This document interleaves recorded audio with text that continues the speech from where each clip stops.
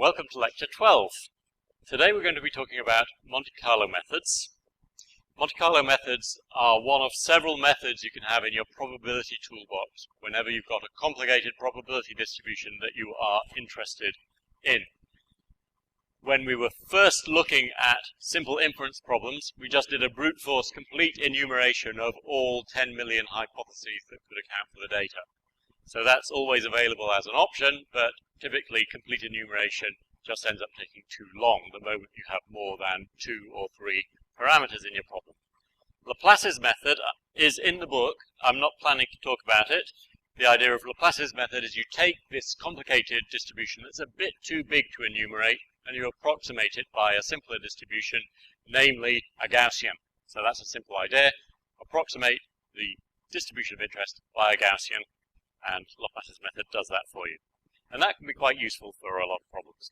We're going to talk about Monte Carlo methods, which are ways of dealing with nasty, complicated probability distributions by using random numbers.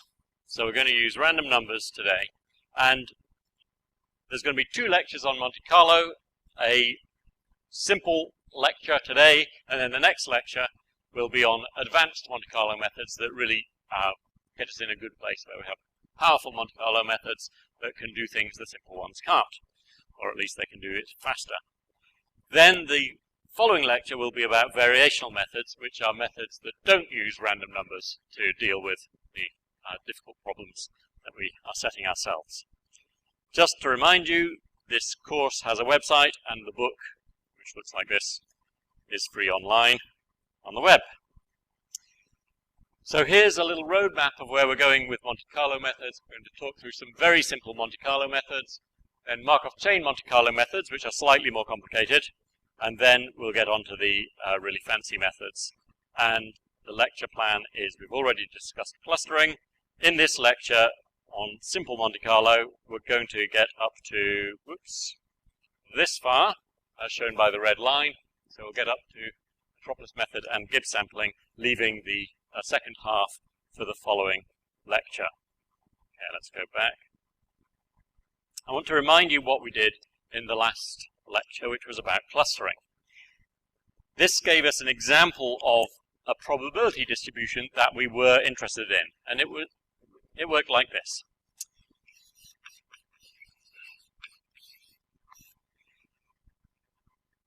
The probability distribution we were interested in was the probability of a whole load of unknown means, mu1, mu2, ... a whole load of unknown standard deviations, sigma 1, sigma 2, ... a whole load of unknown weights, pi 1, pi 2 to pi k, of k Gaussians, a whole load of unknown assignments of points to clusters, C1, C2, C3, up to Cn, where you can think of C1 as being which class the first data point actually belonged to, and it was either in cluster 1, 2, 3, up to k. I still haven't completed the list of things we don't know, or have I? Yes, that's the list of all the things we don't know, given the data, which was a set of points x1, x2, up to xn. And the probability we're interested in is the posterior probability distribution of all of these things given the data and given the assumption that the data come from a probability distribution with these means and standard deviations and weights and so forth. So, given that the x's are assumed to come from a mixture of Gaussians. That was the model we were assuming in the last lecture. And we discussed briefly the idea that you could have alternative models instead of a mixture of Gaussians, a mixture of some other sort of distributions. and still you would have an inference problem where you are now interested in inferring the unknown cluster locations and sizes and shapes and the unknown assignments given the data. As a real-world example of this, you could imagine that you have 1,000 manuscripts that have been transcribed by scribes back in the era when everything was done with handwriting. And you take those 1,000 manuscripts, each of which is a beautiful document full of beautiful curly letters. And what you want to infer is, out of all of these characters, which characters were written by which scribes. Because if you can infer that, you can deduce interesting things about the sociology of the community of scribes in the ancient world. And they're all trying to make their handwriting look fairly similar to each other, but nevertheless you can actually cluster them and say, ah yes, that's one of this guy's A's rather than the other guy's. So that's an example of why you might want to do this with handwriting recognition. So, what does that posterior distribution look like? Well, if we call all of these parameters theta, then the probability we're dealing with is p of theta given all the data, and that, by Bayes' theorem, is probability of all the x's given theta. Actually, I'm going to change my mind about how I define theta. Let's have the theta be all the parameters that say where the means go, and then let's have the actual assignments be another thing called C. Okay. Then what we're interested in inferring is, where are the clusters and what are the assignments? And the answer is, well, how well did those hypotheses predict what actually happened, and how probable were those hypotheses in the first place, and then you normalize by dividing by P of data. So that's Bayes' theorem. And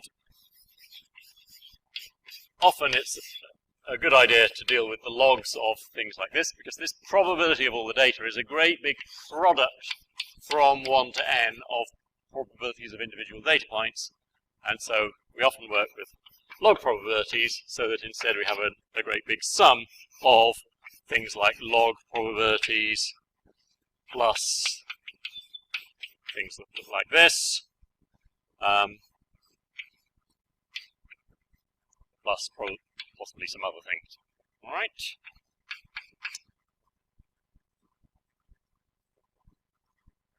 Okay. Now, actually, let's get rid of the plus dot dot dot, and let's talk about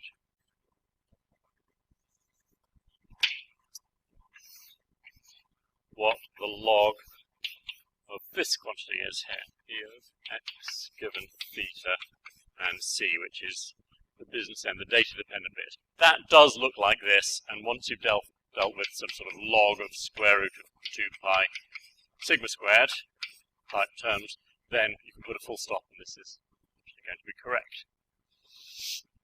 Okay, and then these terms here will be whatever your prior distribution is.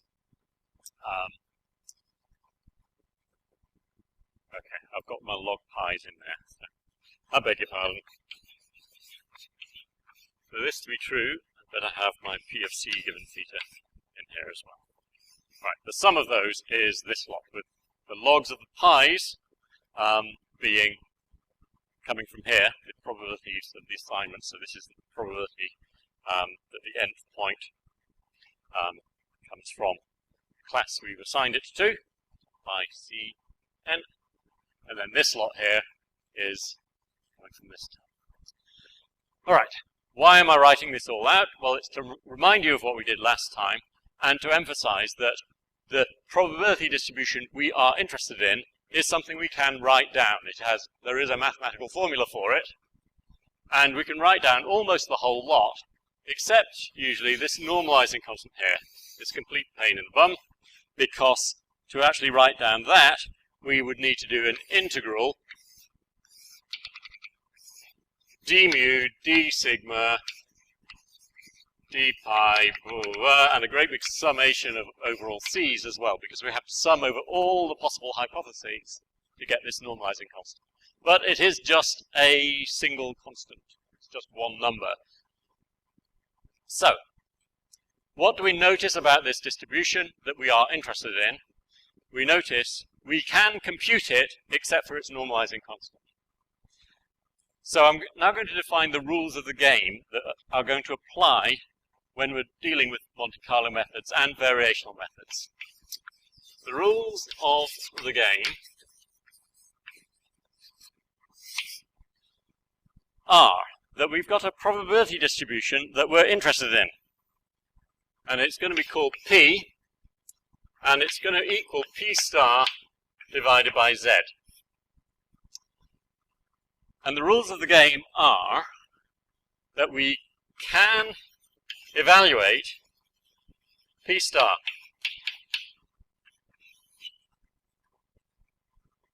And secondly, that we don't know Z, but it is of interest. If someone could tell us Z, we would be delighted to know it, because remember what was Z for? This is what we needed to do model comparison. So if you want to compare the theory that says there's 4 clusters in your data with the one that says there's 7 clusters, you need to know this normalizing constant for those two hypotheses. Then you can actually answer that inference question. So we can evaluate P star. We don't know Z. We'd love to know it, but we won't complain if we don't end up knowing Z at the end of the day. The goal of the Monte Carlo method isn't going to be to evaluate Z. If we get it, it's a bonus. And in general, I'm now going to generalize and say the thing that it's a probability distribution over, this thing here, in this case, the unknown parameters and the unknown assignments, I'm going to give that a name, and with apologies, it's going to be called X from now on. So this is the thing, the unknown variables, I'm going to call X while we talk about Monte Carlo methods. So now X is the name, if we're actually talking about clustering, X is the name for the unknown means and standard deviations and assignments of data points to clusters, for example. So, what else do we say about the rules of the game? Well, what do we actually want to know? We've got a probability distribution we are interested in. We can evaluate it at any particular argument X. So you can pick an X and we can go there, plug in that value of theta and C, and work out what this whole expression comes out to. And what do we want to do? Well,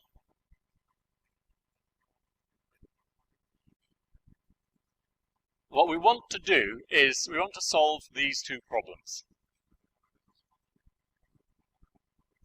So just a recap notation, we've got a red distribution, and I'll always write the nasty distribution in red.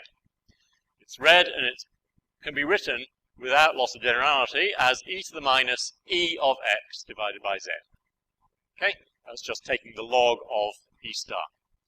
So the assumption is that we can evaluate p star, or equivalently, we can evaluate e of x, which I'll sometimes call it the energy of x, maybe. So we can evaluate this thing. What do we want to do? Well, we want to solve problems 1 and 2, ideally. Problem 1 is, we would like to draw samples from this nasty distribution. What does that mean? That means I want to take this posterior distribution and come up with some plausible representatives of it. So I want to draw a few times from it and say, well, I don't know what the means are and what the assignments are, but here's one credible hypothesis, and here's another, and tell you, well, the means could be here, could be there, could be there, it can be assigned this way, that way, the other way. That's task 1, all right? Now, when I say I'm drawing samples, please don't get confused and think that I'm drawing points in this X space here, okay? I've taken a risk here. X is now the name for the unknown variables, all right? The data is given, it's fixed, and now we're wandering around in hypothesis space and coming up with samples from the posterior distribution over hypotheses. All right. Problem 2 is, we would like to estimate some expectations of functions under this distribution. What do I mean? Well, let's give you an example. Let's imagine that we're very interested in knowing whether two particular characters were written by the same scribe or not. Because if you can resolve that, then we can figure out who murdered King Henry VIII or something. All right? So what would that mean? You want to know, were these written by the same scribe? That means we want to know, for two data points, the n1th and the n2th points, are their C's equal to each other or not?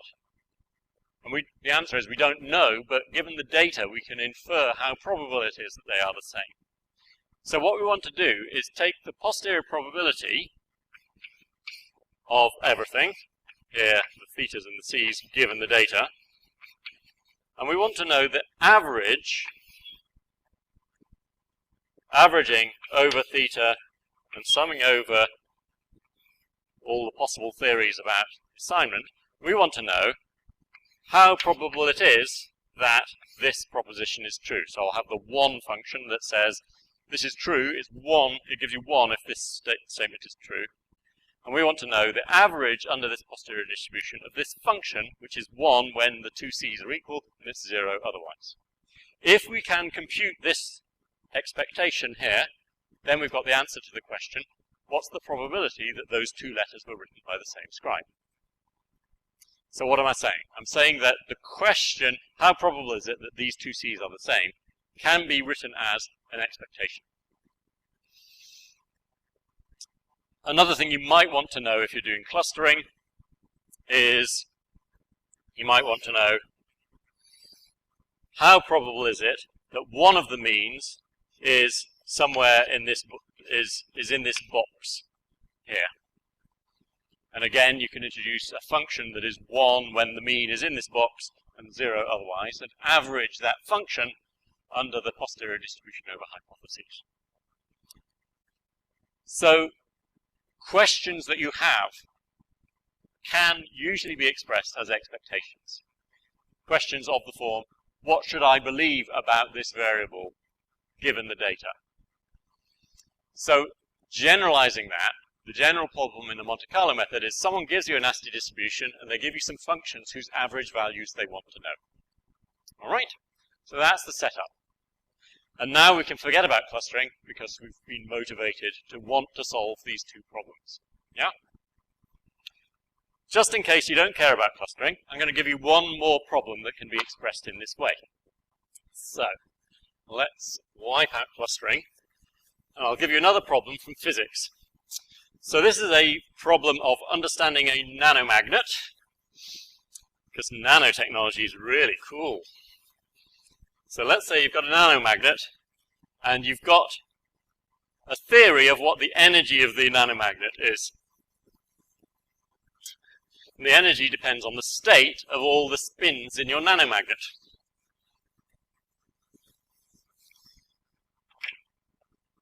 So let's call X the state of the nanomagnet, and let's say it's a tiny little nanomagnet made out of 10 by 10 by 10 spins. So it's got only 1,000 little spins in it. It's tiny. Or maybe it's a planar object made out of 32 times 32 spins. Both of those are equal to 1,000. So we've got 1,000 spins. And we've got ourselves an energy function, which is the energy of those spins if they're in a particular state. And what might that look like? Well, maybe it's a nice simple nanomagnet. The energy involves couplings between pairs of spins. So, each of these x's takes on the value either -1 or +1. And so x lives in the space -1 + 1 to the power n. So it's n binary variables. And maybe p of x, given the couplings j between the spins and the inverse temperature beta, is e to the minus beta times the energy. divided by a normalizing constant, which depends on beta and the couplings, where the couplings E of x determine, the couplings J determine the energy in the following sort of way. You have a sum over all spins, so sum, let's say there's n spins, so sum over n and n prime. You have a coupling J n prime, x n prime. Okay, so that's a fairly standard expression for the energy of a magnet with second order couplings between spins. And what sort of things does someone want to know about their nanomagnet? Well, they might want to know what's the average energy of this thing under the distribution P. I forgot to draw the distribution P in red. This is red. E is red and nasty. It's not that nasty, is it? It's just a sum of couplings. Okay, so we've got fairly high standards of for redness. But it is nasty because actually if I tell you, okay, here's the coupling matrix, and I say, what is the average energy? You'll struggle to answer that question. You could try to do it by complete enumeration. If you wanted to do it by complete enumeration, you have to do a sum over all values of x. E of x red, E of x. And that would be the average energy. But to do that, you would have to sum over 2 to the power n states, which is 2 to the power 1000 states. And 2 to the power 1000 is, let's put it this way. Imagine that you had access to all the electrons in the universe. There's 10 to the 80 electrons in the universe. And imagine that you managed to turn every one of those electrons into a powerful computer that can do operations for you, and that you have the entire age of the universe to do it in. So the age of the universe is actually 2 to the power 98 picoseconds. So this was 2 to the 266 electrons. So if you have every single electron in the universe being a supercomputer for you, doing an operation every picosecond, and you have the whole age of the universe to do those operations, you multiply those two by each other and see how many operations you can do with your biggest computer imaginable. The answer is 2 to the 364. So you can't sum up over all states of a little 10 by 10 by 10 nanomagnet by exhaustive enumeration, even with the universe of supercomputers. So you can't do this, even though the energy is a very simple thing to write down. At least I say you can't. You can't do it by exhaustive enumeration. So that's one thing you might want to know. Another thing you might want to know about your nanomagnet is what's the fluctuations in its energy. So you might want to know the variance of the energy, or equivalently, you might want to know the average of the energy squared. If you know both of these, then you can work out the variance. Fluctuations are an interesting thing to know about. So you might want to know that. You might want to know what's the mean magnetization of the magnet. Or you might want to know what's the variance of its magnetization. So you define the magnetization in some way. It's a function, you invent it, and you say, I am interested in knowing its mean or its variance. You might want to know the entropy of your nanomagnet, and that is the average of log 1 over p. You might also want to know Z, the normalizing constant. Because Z, for physicists, is very exciting. You don't just have to do Bayesian inference to care about Z.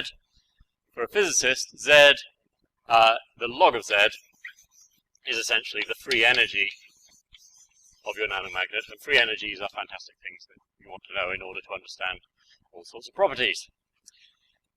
Things like heat capacities as well can all be expressed in terms of expectations of things. The only thing on this list that can't be expressed that way is log Z, which isn't an expectation, it's just the normalizing constant. And the S has got a log Z lurking in it as well. S is roughly the average of the energy, but it's got a log Z too. So, that's a second example of a problem that conforms to the rules of the game. We have a probability distribution that can be written as e to the minus n energy. the energy can be evaluated at any x quite easily. It's an easy thing to do. But the entire distribution itself is a difficult thing to work with, because I give it to you and I say, well, what are typical states? Draw me some samples. Show me 10 random samples of this, and you're at a loss. You just look at this function and you say, well, I don't know how to draw 10 random samples from this distribution. A final thing to note is we want to solve problem 1 and we want to solve problem 2. They're both of interest. To solve problem 2, which is to know these expected values of things, you don't actually have to solve problem 1. But if you have solved problem 1, then you can use that as a way of solving problem 2 if you want. So problem 2 can be solved if problem 1 is solved, because if someone gives you some points, which I'm now going to label with an R for random sample, if they give you a set of capital R points, XR, which do really come from the nasty distribution P, because you have solved problem 1, then you can estimate expectations of functions. For example, if someone says, what is the average value of f of x under P? So they want to know this expected value. You can estimate that by saying, well, I'm going to write down f hat, and I'm just going to tot up for all the points that you've just given me in this random set. I'm going to see what the mean of f is under that empirical distribution. Okay? And that means that any functions f, I can just take the R random points that you give me, and I can estimate their expectations using those R points. And the bigger R is, the better those estimates will be, the closer they will be to the true value of the expectation.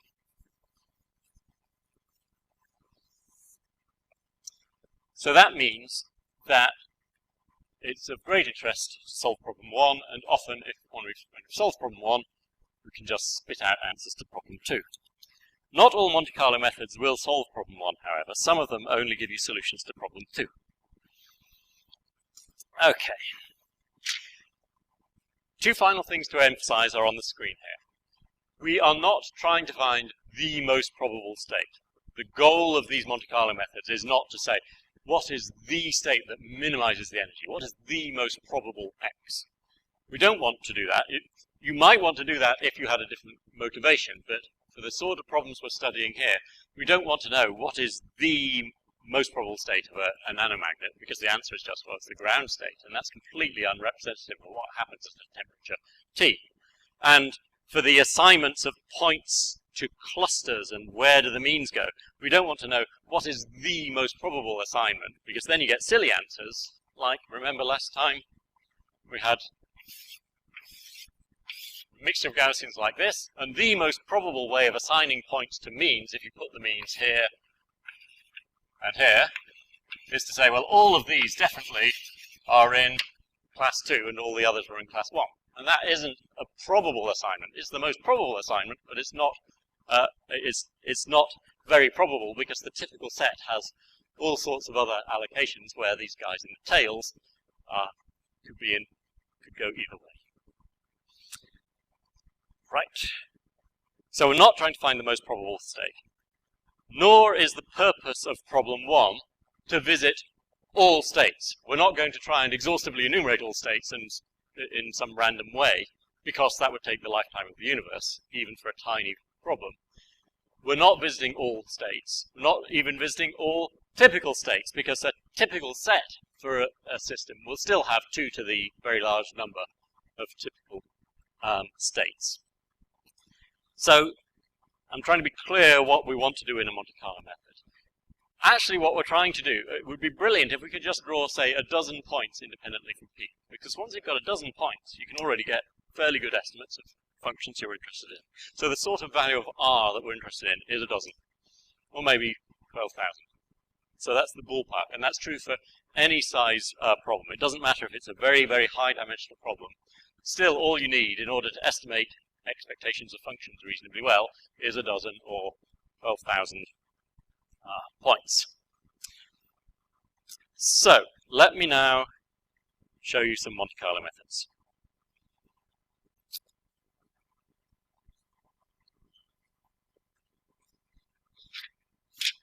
And what we're going to do is we're going to introduce some green things, and green things are our friends. They are easier to work with.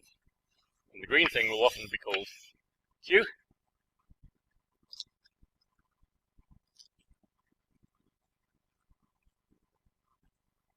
And I'm going to work on problems which I can show on the screen, which means they're mainly going to be one-dimensional problems. So here is, in red,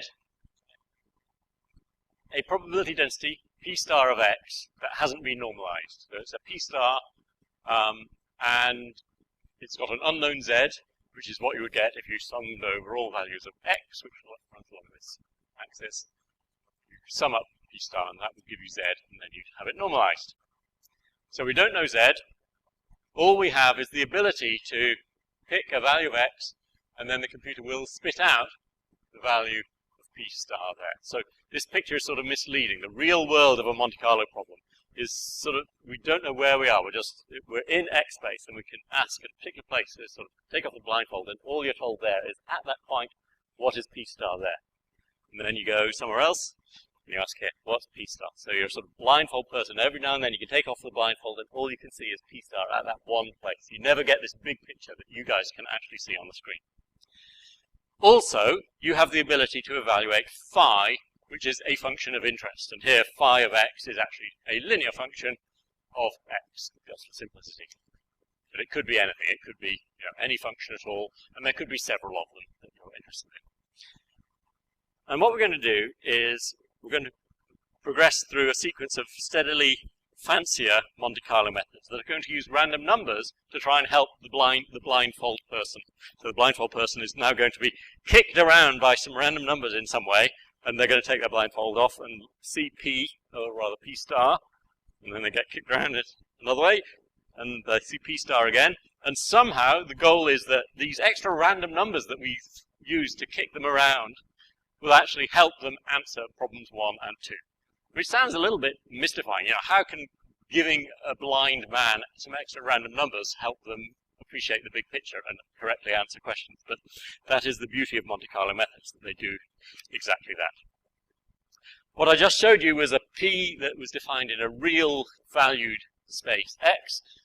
We could also be talking about discrete spaces, like the spin space, which lives in a discrete space with 2 to the n, 2 to the 1000 values. And so here's a discrete world you could imagine being in. And now you're a blindfold person, and you can go to a particular place, X, and you can evaluate P star there. And then you can go somewhere else and evaluate P star there. And again, you don't have the big picture. You can't see all values of P star. There's far too many of them.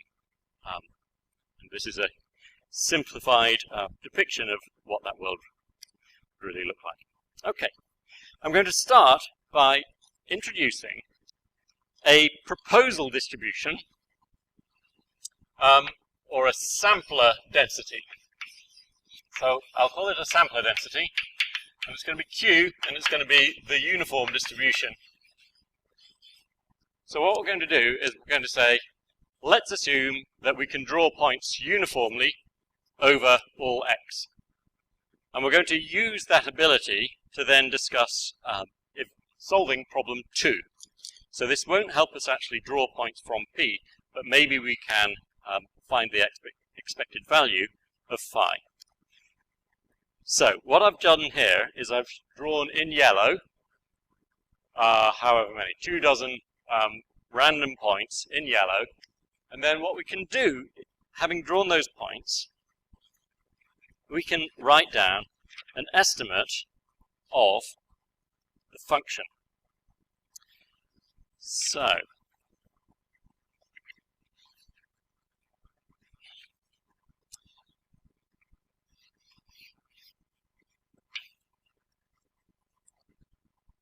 So what we're doing is we've got a nasty distribution in red, and we've got a simpler distribution in Q that we can actually draw points from. So this sampler density has the fantastic property that we can draw from Q. And so Q might look like this. And now when we draw points from Q, something you could imagine doing is finding the average of all of these functions, phi. So as we draw random points, we could evaluate phi at those. And if we just did this and averaged, divided by r, then what we would be doing, as r gets larger and larger, is finding the average of phi under Q. So this would be the wrong thing.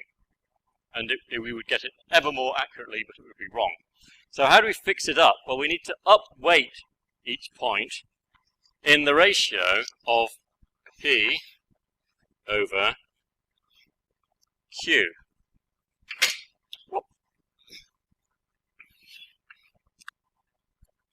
So if we evaluate P at each point as Q proposes it, if you like,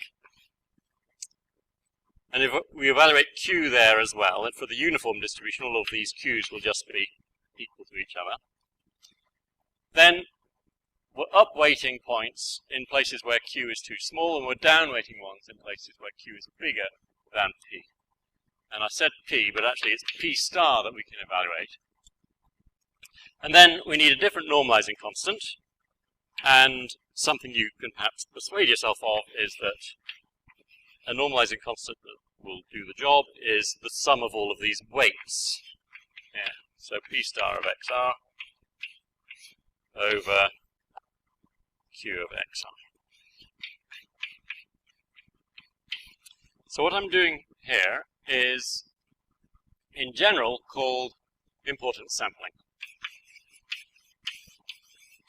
So we can't draw points from P. If we could, then we would have a way of solving problem 2. What we do instead is we draw from a different distribution that we can draw points from, and then we reweight all the points to correct for using the wrong distribution.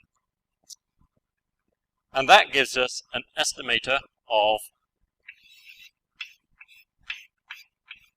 the thing we're interested in. So phi is the true, capital Phi is the true average value. Just have a think about this. If you say, what is the expected value of P of x over Q of x with some function phi of x, the expected value of this when you draw points from Q is this. So I'm answering the question now. What's the expected value of one of these terms here? The expected value of P star of xr over Q of xr times phi of xr. That expected value is the integral of that thing under Q, and the Q's cancel with each other, and so that is integral dx P star of x phi of x, which is, apart from the normalizing constant, the thing that we're after. So that's a justification for why this reweighting is the right thing to do. So, what we have on the screen here is the estimate that I've defined here, capital Phi hat, and I'm showing it as the number of samples increases. The top graph is showing as r increased from 1 up to 50, what happened to the estimate of phi. And I did that first for the uniform distribution, but you can use this formula for any distribution. So, for example, we can make the green distribution, the simple distribution, be a Gaussian. And here's a green Gaussian, and I can pick a width for that Gaussian, and I can draw points from the Gaussian, and they're shown in yellow. And there is the estimate of phi, the expected value of phi, as a function of the number of samples. And you can do this with any width of Gaussian you like. So you could pick a very narrow Gaussian, and there's the estimate of phi. And something you might realize is that if this is meant to be estimating what happens under the red distribution, given that most of the red distribution is here, and none of the yellow points actually visited there at all, this particular estimate we've got after these 50 points is actually completely wrong. And we've got no obvious way of realizing that, because we're just pushing the blind man around, and then he takes off his blindfold, and he looks and he sees phi there, and he sees p there, and we tell him this magic weight to reweight things by, and we promise him that eventually, if he does this for a very long time, we give him enough points r, then he'll eventually get the right answer. Well, that's a very dangerous thing to do, because obviously you could just keep visiting places, and you might never visit the places where the red curve is actually big. So when a moment ago I said it would be fine if r were just a dozen or 1,000 or something like that, that was for solving problem 1 using, solving problem 2 using problem 1, which is the ability to draw points from the right distribution. Here you've got the wrong distribution, and so the number of points required r for this to work could be absolutely enormous. It just depends how close your green distribution is to the red distribution. And if it's very narrow, or if it's in the wrong place, it will take forever to get a good estimate. Here's a much broader distribution, and now you draw 50 points from this, and you get an estimate that wanders around. One of the themes of this lecture on simple Monte Carlo methods will be that the Monte Carlo method may have some sort of guarantee that asymptotically it will work well as r gets big, but you have no way of knowing as you run the algorithm whether it is actually giving you the right answer yet or not. So here's a graph showing for those 4 distributions that we've just played with in green. We fixed the red distribution, and we went through a sequence of green distributions: uniform, then one Gaussian, then a skinny Gaussian, then a broad Gaussian. This shows the estimates that you get from those 4 methods as the number of points increased from 1 to 50 draws from the green distribution. And you can see they all bumble around all over the place, and they all have the property that they seem to be settling down a bit. But they're actually settling down to different values. In particular, the narrow Gaussian is settling down to a completely different value from the others. So what would you say if you ran this experiment and said, can I stop now? Well, the answer is you just don't know. For any of these, you don't know if the value is actually going to lurch off and completely change. So let's run it for a bit longer. If we run it for 2,000 iterations, this is what happens. So all of them wander around all over the place, and the 3 bottom ones are settling down on something. But the purple one, which is the skinny Gaussian, every now and then it does a great big lurch because it managed to hit a place where p is much, much bigger than q. And that will happen very rarely because it's such a narrow-tailed green thing. It doesn't have any mass in the place where it really ought to. So very rarely we get these points. They completely change our estimate of phi because they have whopping enormous weights. So this formula may have some sort of derivation behind it, but it doesn't come with a very clear health warning. The health warning should say these weights could sometimes be almost infinitely large. Therefore, when you use this formula for only r equals 50 points or only r equals 50,000 points, you may still be getting the wrong answer because you haven't included some points that are going to come along in due course with infinitely large weights that completely outweigh everything you've done so far. So it lurches all over the place, it lurches up, and then it lurches back down because another point happened out, and a tail on the other side, maybe.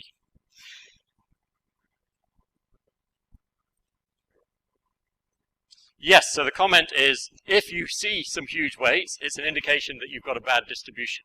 So does that help you? You could have a rule that says, okay, use importance sampling and keep an eye on the weights and see if any big weights come along. But just rewind a moment to when we'd only seen 50 points. We didn't see any lurches there. There weren't any big weights. And so just the fact that there weren't any big weights doesn't mean that everything's fine. So there's a sort of, for simple Monte Carlo methods, there's always a nervousness that no matter how many such statistics you try to gather to say, yes, this is looking like it's okay, it could be that you are just sampling from completely the wrong distribution. And eventually a point will come along and you say, finally, that is in the typical set. That's a place where p is big, and it dominates everything else. So you can keep an eye on the variance of the weights or other moments of the weight, and that may help you, but you can't get any guarantee that your importance sampler is working unless you go to more sophisticated versions of importance sampling. So that's importance sampling. Next, let's talk about rejection sampling. So rejection sampling also uses a sampler density Q, which is simple enough that we can draw samples from it. So we have the same nasty distribution P,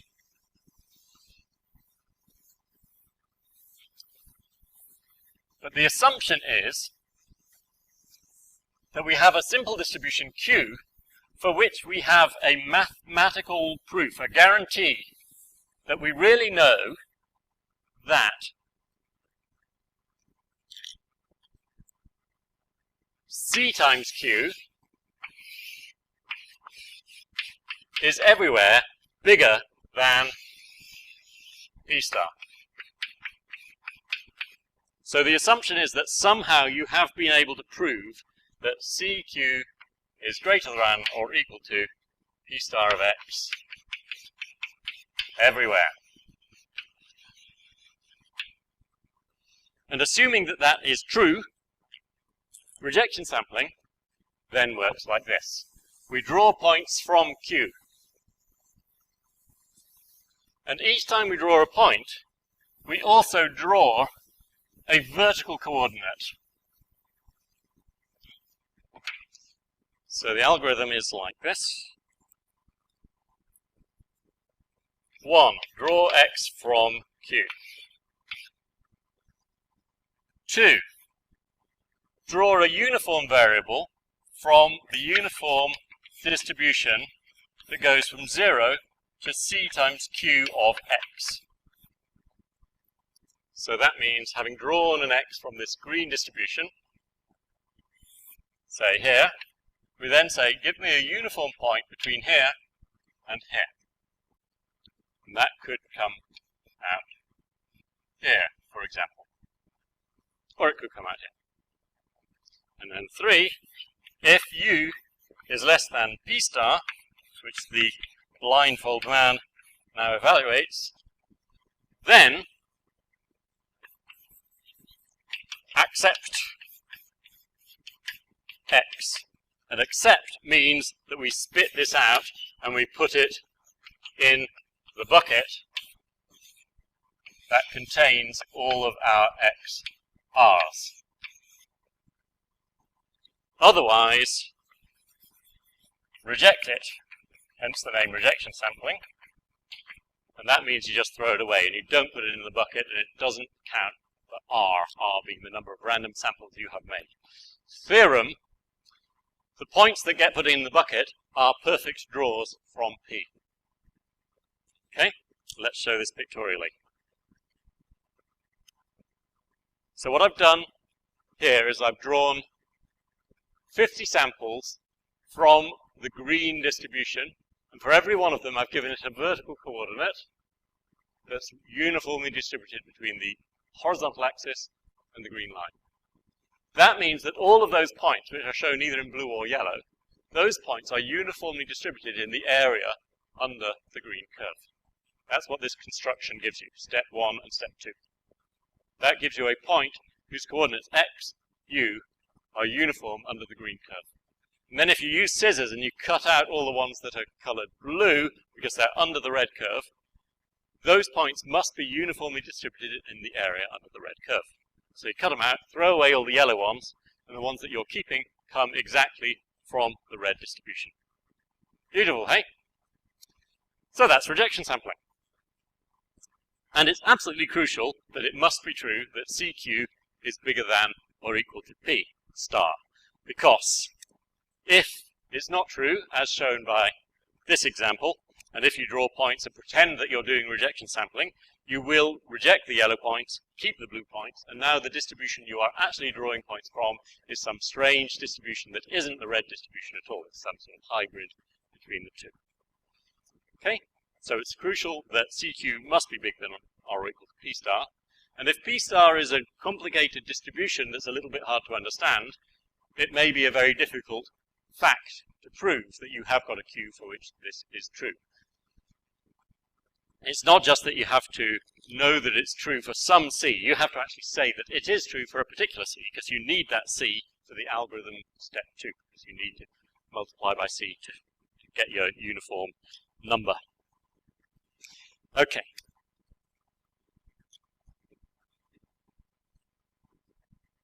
Okay, so the comment is, it's very easy to check whether CQ is bigger than or equal to P star for the places where you actually drew the points. And that's absolutely true. So you could just check, not only draw the point U, but also see if U had equaled 1, then would, if U had equaled C times Q, would it still be less than P star? So you can very easily check. But that doesn't prove that it's true everywhere. Okay? So yes, you can check, but that's not satisfactory. With Monte Carlo methods, you really want a theorem that says, if you run this algorithm for long enough, you will get the right answer. And so just checking isn't good enough. Okay, and here again is the estimate of the expected value of phi for the methods we saw earlier, which we're using importance sampling. And then in green, we have the answer for rejection sampling, which is drawing from the correct distribution. And you can see it's settling down as well in the same sort of way as the other three did. Okay, are there any questions about importance sampling or rejection sampling?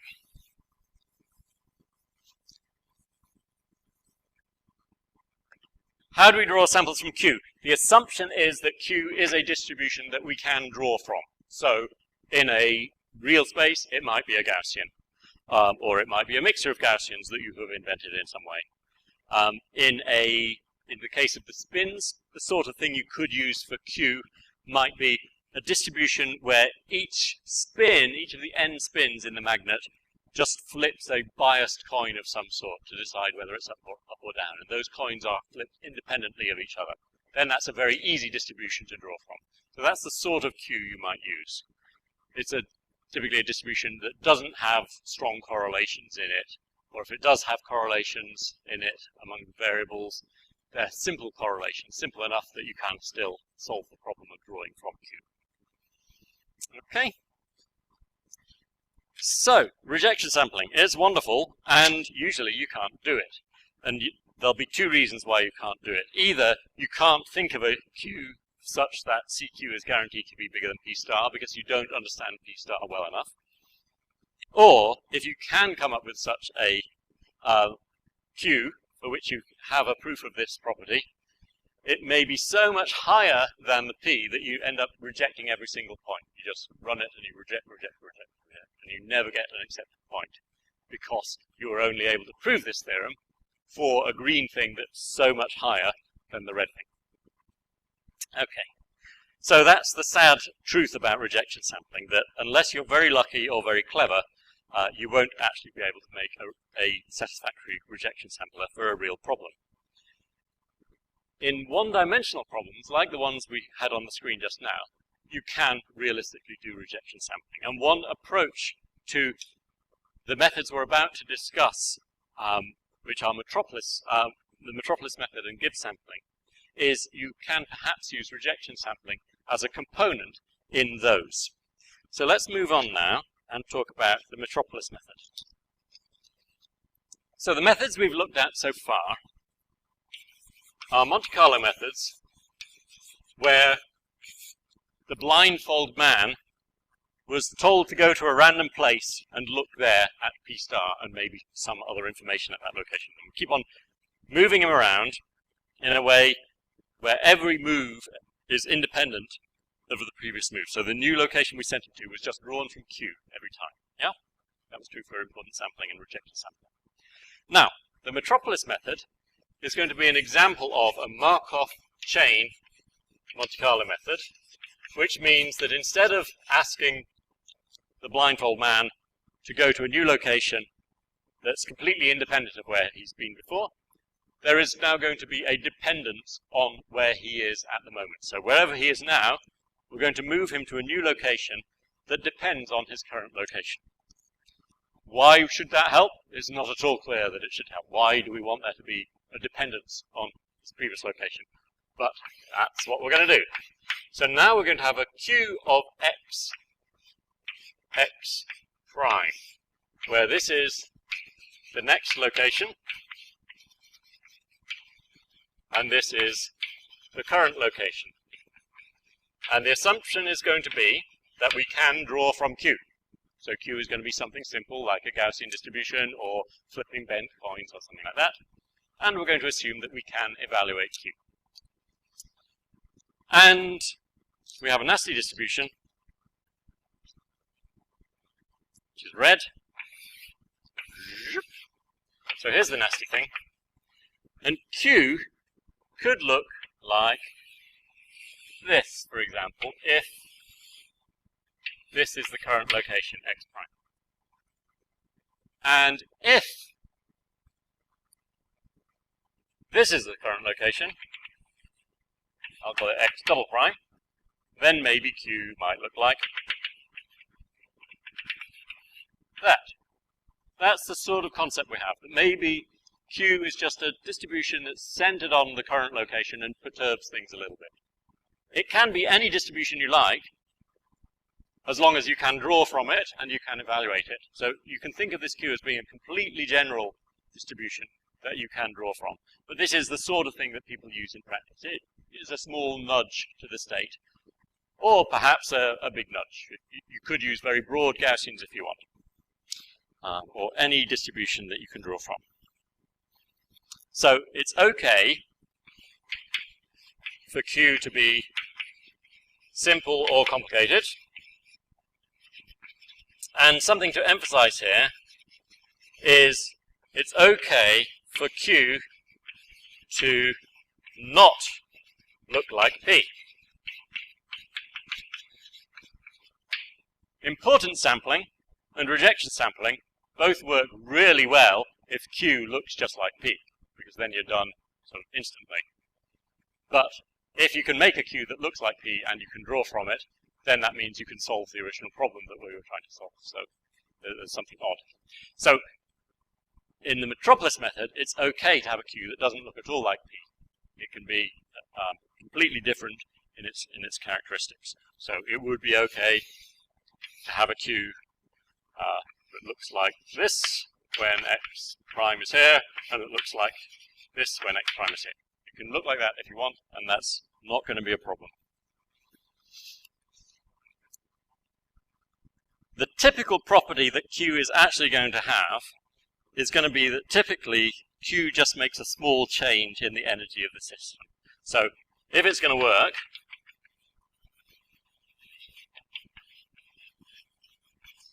then usually Q makes just a small change to the energy being log P star. Small meaning of order 1. Okay, so the distribution we're going to draw a point from depends on the previous state. So how does the algorithm work? It's going to work like this. So at time t, we are at a location xt, and we do the following. 1, generate a new point x from Q of x xt. 2, compute something that tells us whether we want to go there or not. We'll compute a thing called A, which is the acceptance ratio. And A looks a lot like the things we had in importance sampling a moment ago. It's going to have a P star at this place, and it's going to be divided by a Q at this place. So that looks just like the weight that we had in importance sampling, yeah? But we also need to take account of what the weight is in the place that we've come from. So we'll take a p star of xt, and we'll take the corresponding q, which says if we were in x and we drew from this place x is q distribution, how likely is it that we come back to xt, which is where we are at the moment? So we work out also how big q of xt is, assuming that you start from x. And that's the acceptance ratio. Yeah. So, the question is, do we need to know the normalizing constant of q? And the answer is, well, no, not necessarily. If both of these q's have the same normalizing constant as each other, then you don't need to know the normalizing constant of q. On the other hand, if q has the form q star on z, and that z depends on this argument here, then you do need to know the z's. So, in general, that's the nature of z. It will, in general, have an xt dependence. And if it does, you need to know z. At least you need to know this z within some constant that really is a constant. All right, so that's the acceptance ratio. Then, this is the exciting bit. What do we do? And if we ignored the acceptance ratio, then all we would be doing is some sort of random walk driven by q. So we wouldn't be looking at p at all. You'd just be saying, okay, q, tell me where to go now. And then, tell me where to go now. Set it here, tell me where to go now. So your blindfold man would be doing a random walk, never looking at p at all. Step 3 is where the blindfold man will look at p star, and that leakage of information is going to modify this random walk driven by q into a new random walk that actually has exactly the property we're after. And the rule is, if the acceptance ratio is bigger than 1, then we accept x. Otherwise, we accept x with probability a. A being the acceptance ratio. Now, what do we mean by accept? Accept means that we set x t plus 1 equal to x. Sorry about the bad writing. If we reject, on the other hand, which is what we do if we don't pass either of these tests here, if we reject, then what we do is we set xt plus 1 equal to xt. So we repeat, we stay where we are, we don't move. We reject the proposed move and we stay where we are. And in this way, we create a list of points, xt. So this algorithm will spit out, as time evolves, let's have time going up the screen, it'll go step, step, step, step, step, step, step, step, step, step, stay in the same place, stay in the same place, step, stay in the same place, step, step, step, stay in the same place, stay in the same place, stay in the same place, step. Okay, that's the sort of thing that will happen. It will either stay in the same place or not, and this is generating a sequence of points xt, where t was 0, 1, 2, 3, 4. And what's the point of that, you might ask? Well, the point of that is that asymptotically, the probability distribution of xt is p. That sounded like a power cut. Are we still recording okay? So let me show you importance sampling. And what I'm going to do is draw points that asymptotically will be coming from the red distribution. Wow, exciting noises.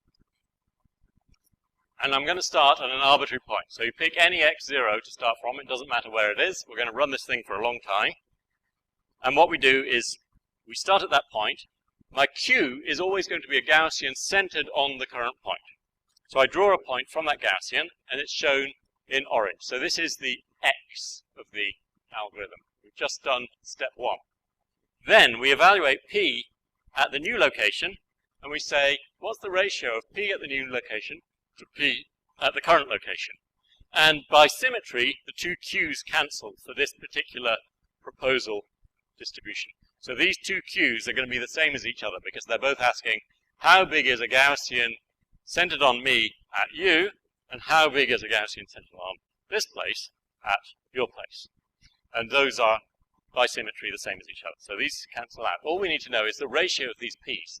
What is it? Well, it's bigger than 1. P at the new location is bigger than P at current location, so we accept automatically. We don't need to draw any more random numbers. We accept that, and we have now moved there, and we have generated x1. Now, we draw from a Gaussian centered on that point. And we propose this small step to the right, and it's smaller. So will it be accepted or not? We don't know. We have to draw another random number. So we flip a bent coin with a bias A, and we say, is it acceptable? And the answer is, yeah, the bent coin came out heads, and so we accept. We make another draw from the distribution centered on x2, and it takes us a bit up, so we're going to accept this definitely, no question. Draw another point. Now it's going down by a big factor. We evaluate P star at this new location, and the ratio is about 1 to 2, so there's only a 50% chance we accept this. So now we get ourselves a bent coin with a bias of 50%, we toss it, what happens? It came out heads, so we accept. We draw again, no change in P, so we'll accept that. So that was 5 steps of the algorithm, and in fact every single step got accepted, which means that essentially we were just doing a random walk under Q. But if we run it for longer, then you can see some rejections happening. And I've shown them above each other where they pile up.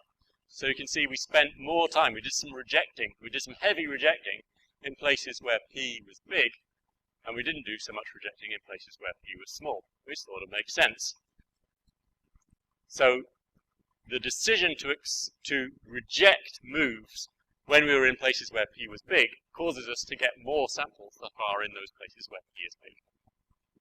And there's a theorem that says, if you run this thing for sufficiently long, and then pick the one point that you've got at the very end, so you keep on going with T getting bigger and bigger and bigger, and then you take the very last point, the probability distribution of that point comes from a distribution that is ever closer to the red distribution P, the longer you run this thing for. Okay? So that's a beautiful property. It leaves you with a lot of question marks still. You don't know how long to run this thing for, and you have to invent Q as well. So what's a good Q? Don't know. How long do I have to run it for? Don't know. But nevertheless, there's a theorem that says when you run it for long enough, you will get a point that comes from P. And indeed, if you keep on running it for longer, then subsequent points also have that property that they are coming from P. They don't come independently from P. You can see they're doing some sort of random walk. So each point will look a bit like the one that came before it. But the probability distribution of any one of them, if you have run the chain for long enough, is P. And that's fantastic. Okay, I'm now going to tell you about Gibbs sampling.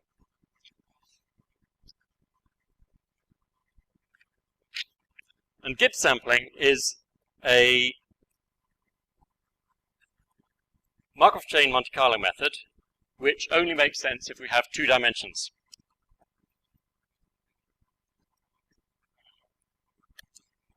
So what I'm going to talk about now is a problem that has 2 dimensions, namely the inference of the mean and the standard deviation of a Gaussian given n points from that Gaussian.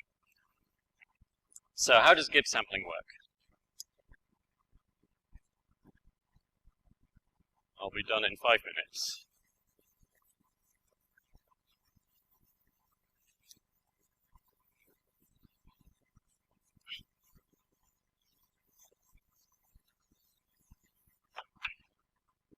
Gibbs sampling,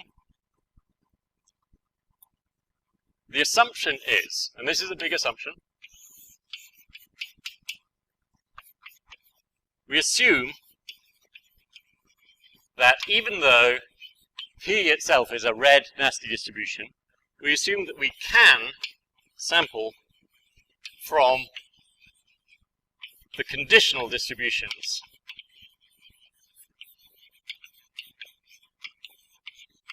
one of these dimensions conditional on all the others. So P is a nasty red thing with some complicated shape, but the assumption is that a slice of this, keeping all of x2, x3, x4, x5 fixed, and just looking at x1 dependence, that we can actually draw from this conditional distribution.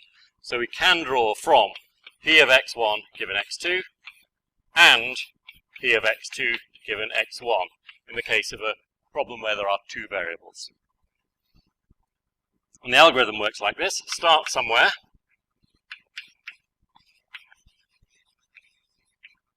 Then draw x1's new value from the conditional distribution of x1 given x2 at its t value.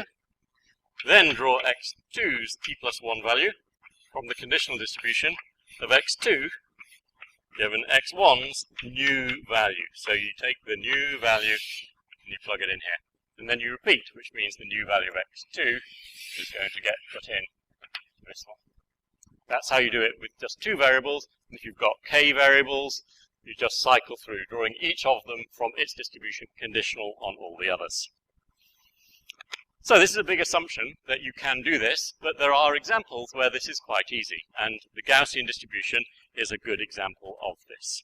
So, if I give you some data, here's 5 data points, and then I say, what's the posterior probability of mu and sigma? You know the answer to that. You can enumerate the hypotheses, you can make a surface plot. We've looked at this before. It's a dependent distribution where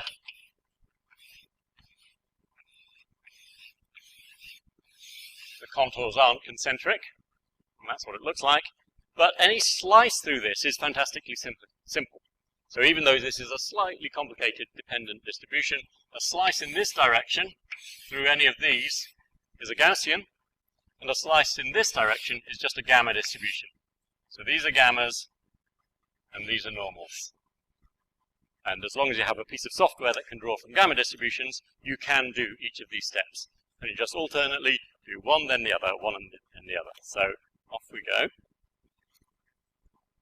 In red, I'm showing you what the true distribution actually looks like. That's what the blindfold man can't see. All the blindfold man can do is he can say, well, I'm starting from somewhere. Where's that? Here.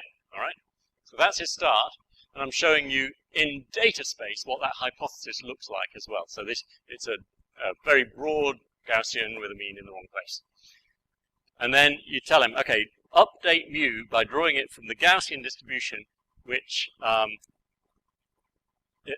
leaving sigma fixed to this broad value. And he can draw from that Gaussian because that's a simple thing to do. He can work out, given the 5 data points, what's the conditional distribution of the mean given sigma. So he does that, and that's his first step. And then the second step is here. He's got to update sigma, and he draws it from a gamma distribution.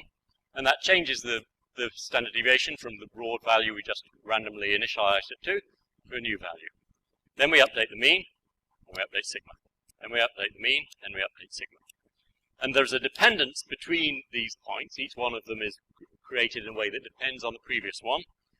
And every other step, I'm highlighting in yellow when we've gone through 2 of these, and we're back up at a new time step. So we keep on going, blomp, blink, and now I've got it running, and you can see in yellow what was happening to the hypothesis as it wandered around. And here's a summary of what happened after, I don't know, 20 iterations or so. So our initial point was off there, top left, and then we just wandered around, and here's the theorem for you. This is a metropolis method, and so asymptotically it draws from the correct distribution. Now, you can do this for a whole range of models, and the model that we discussed in the previous lecture was the clustering model, where we believe data comes from not one Gaussian, but a mixture of Gaussians. So let's now change data set. Here's a new data set with 13 points, and you can see that it sort of looks like there's a bit of a cluster here, and then maybe there's a broader cluster that accounts for all the other data points that aren't there. If we insist on saying there is only one Gaussian, then we can use the Gibbs sampling method to draw from the posterior probability and we'll get a whole bunch of theories about mu and sigma that look like that, with this being one typical draw. This is the last hypothesis we came up with. But something else we can do is we can change to the model that says, no, there's two Gaussians, and here's the data, and here we have a display that isn't working. So let's try one more time.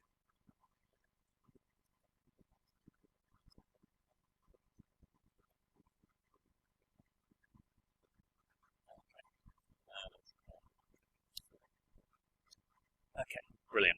I don't know what the bug is, but sometimes it doesn't display. So what have I done? I'm representing now a hypothesis about two Gaussians. The hypothesis is that there's two of them, and they've got means and standard deviations, and they're shown in the upper graph in yellow and orange.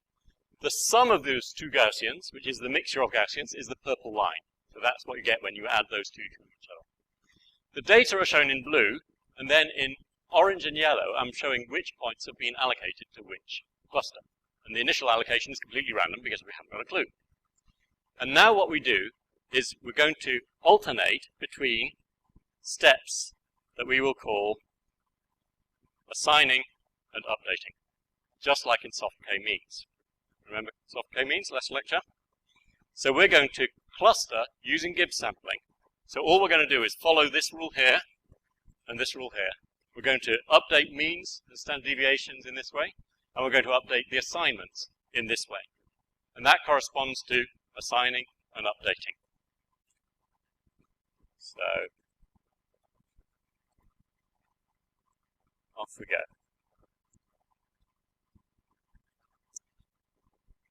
So at each iteration, we look at who's been assigned to us, and we update our mean and our standard deviation using the Gaussian distribution appropriate to our mean, given the points that have been assigned to me, just like in the previous demo, and we update the standard deviation using a gamma distribution. And each of the clusters does that for itself. And the assignments of the points are made by working out the responsibilities which you would use in the soft k-means algorithm, using the current means and standard deviations. But instead of just working out those soft responsibilities, you actually draw from the bent coin with those responsibilities. So for each of the 13 points, we make a bent coin, and we flip it to decide who do I belong to now. And so you can see at each step of this algorithm, the assignments are changing. Sometimes lots of points assigned to Mr. Orange, and then they come back, and it's come up with the idea that maybe Mr. Yellow is where that little tentative cluster was, and it's come up with the idea that maybe the orange guy accounts for the broader set. And we keep on going, and it goes bumbly, bumbly, bumbly, bumbly. And it's now exploring, we hope, the posterior distribution of the labelings and the means and the standard deviations. And this really is asymptotically solving the problem. So this is a correct solution when you run it for long enough to the task of fitting or inferring a mixture of Gaussians from data. And a beauty of this is you can do it very easily with a data set of any size at all. You can have as many points as you want, as many clusters as you want, and it scales just fine. It doesn't fall over, it doesn't grow exponentially with the amount of data or with the number of means. So this is a very practical method of doing k-means clustering, and it doesn't suffer from some of the defects that soft k-means suffer from. So this Gibbs sampling is essentially a randomized version of k-means that actually does the right thing. And something you can notice is in green, I'm showing what the average of all the purple lines is of the entire simulation so far. And so that green is the answer to the question, please predict for me where the next point, the 14th point, would come from if I went and got another blue data point. And the green line is that prediction. You can see we've got a very nice prediction that, yeah, given this data, it really looks like there is a bit of a hump here and a hump over there. And if we ran it for a very long time, you would see a flip happening every now and then. At the moment, Mr. Yellow is the cluster that is usually responsible for these points. And there's an equally probable hypothesis which says, no, Mr. Orange is responsible for them, and it's the other way around. And logically, it must be able to get to that hypothesis that assigns them the other way around, and it had better do so, because otherwise it isn't asymptotically sampling from the true posterior.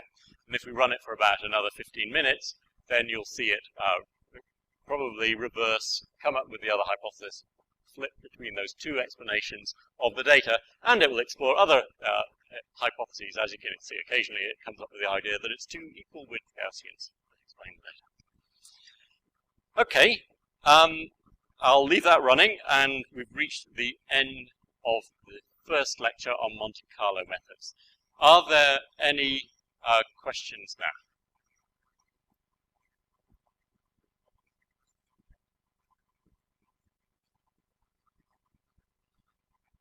Okay, so the question is, what about if you wanted to know how many clusters there are?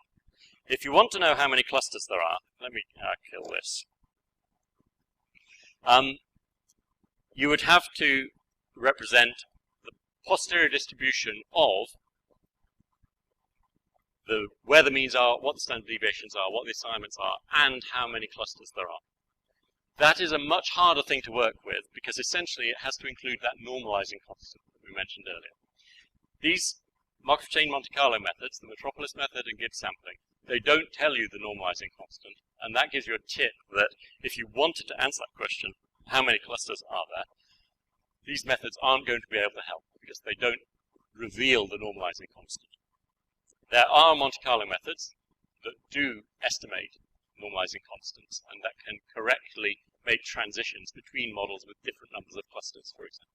So these things exist, but they are much more sophisticated than what we've done so far. So come along next time and maybe we can discuss that in the next lecture. Let me just tell you where we're going. So I've shown you a demo of Gibbs sampling as a way of doing clustering.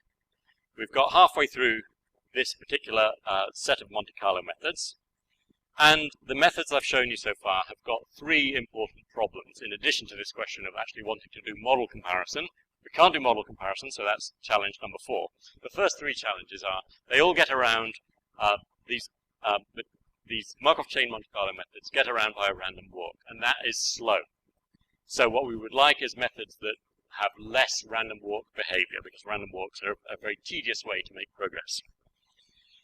The methods tend to be sensitive to the step size, so when we were using the Metropolis method, we had to choose a Q distribution, and Q will work well if it only makes small changes, but that means it makes small steps, which means it makes